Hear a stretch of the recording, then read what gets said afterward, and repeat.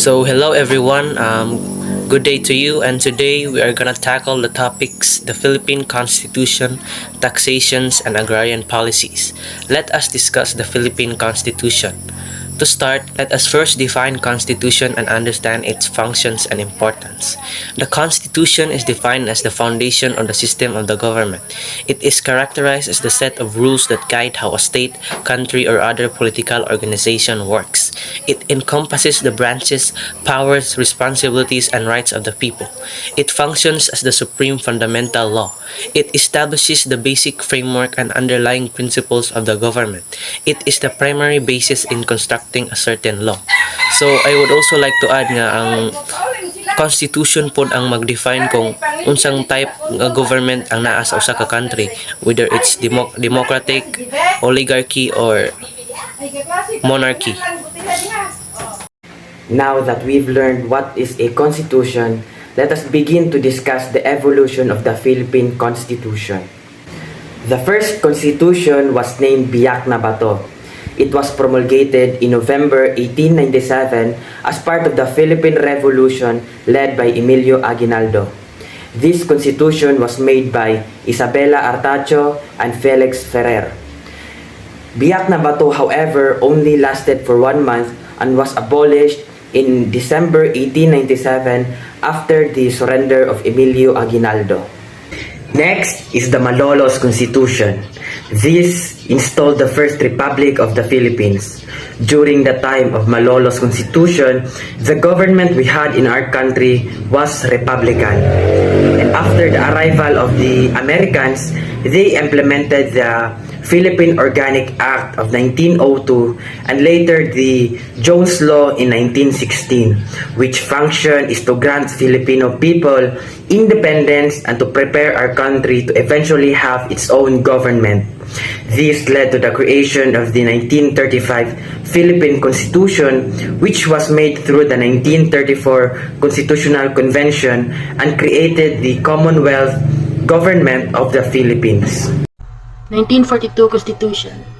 After we conquered by the Japanese, the 1943 Constitution was made with their instruction. This led eventually to the formation of Second Republic, where the president was Jose P. Laurel. However, after the World War II, Jose P. Laurel dissolved the Second Republic and let the Filipinos and Americans return to our country to reorganize the government. The 1987 Constitution. It is the Philippines' current constitution. It is a unitary presidential and constitutional republic, and it marks the return of democracy in our country. There stated that civil authority is higher than military authority. Also, the distribution of the powers of the government is divided into 3 different branches, namely the executive, legislative, and judiciary. The 1973 Constitution. This installed the Fourth Republic and was under the regime of Ferdinand Marcos, where martial law was declared. The purpose of this constitution was the extension of power of the executive department. The 1973 Constitution lasted until the Marcos government was overthrown. So let's now move on to taxation. History of taxation in the Philippines. It all started from the ancient Filipinos where they pay their taxes to their dato or the chiefs for the protection they gave. The tax was termed buwis. Everyone is required to pay their taxes except for the dato or the chieftain's household. Punishment for not paying taxes was also implemented on this period of time. The arrival or invasion of the Spanish gave the Filipinos modern concepts of taxation. 16 years old to 60 years old were forced to pay tributes or tributo to the King of Spain. In 1884, the tribute was abolished and was replaced by cedula or cedula. What is the meaning of taxation in the Philippines? Taxation in Manila, Philippines can be categorized into 2. National and local taxes. National taxes are ones paid to our government via Bureau of Internal Revenue or BIR.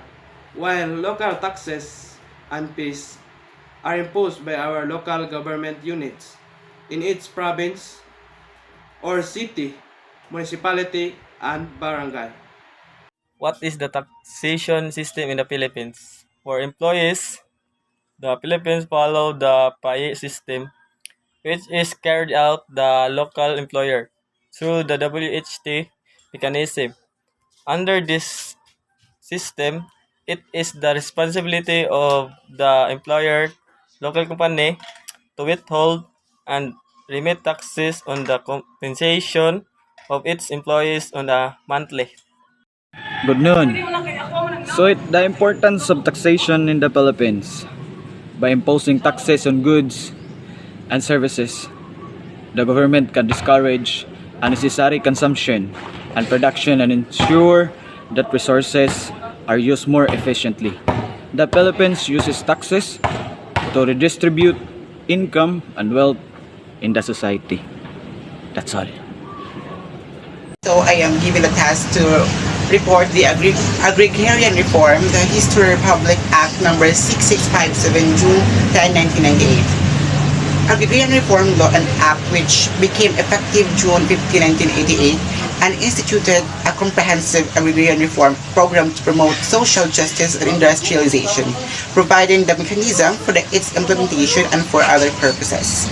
So, what is the history of agrarian reform in the Philippines? The Agricultural Land Reform Code RA 38144 was a major Filipino land reform law enacted in 1963 under President Diosdado Macapagal Arroyo to make the small farmers independent and also reliant and responsible citizens, and a source of genuine strength in our democratic society. What are the important details of agrarian reform in the Philippine history? The agrarian reform program under the Arroyo administration is anchored in the vision to make the countryside economically viable for the Filipino family by building partnership and promoting social equity and new economic opportunities towards lasting peace and sustainable rural development. The main purpose of agrarian reform program is to provide landowners equalities in terms of income and opportunities, empower landowner beneficiaries to have equitable land ownership, enhance agricultural productivity, provide employment to more agricultural workers, and put an end on conflicts regarding land ownership. The Philippine Agrarian Reform Program encompasses much more than land distribution and support services and covers the following additional components: land transfer activities, land settlement, leasehold operations, stock distribution options, production and profit sharing, development of the beneficiary and land. Why is history of Philippine agrarian reform important? Because it has clearly benefited a significant portion of the rural population through its various programs intended to alleviate poverty, ensure food security, and empower people towards the overall development of the country. The purpose of agrarian in the Philippines. The Philippine Department of Agrarian Reform is the lead government agency that holds and implements comprehensive and genuine agrarian reforms which actualize equitable land distribution, ownership, agricultural productivity, and tenure security for of and with the tillers of the land towards the improvement. And that's all. Thank you. Char.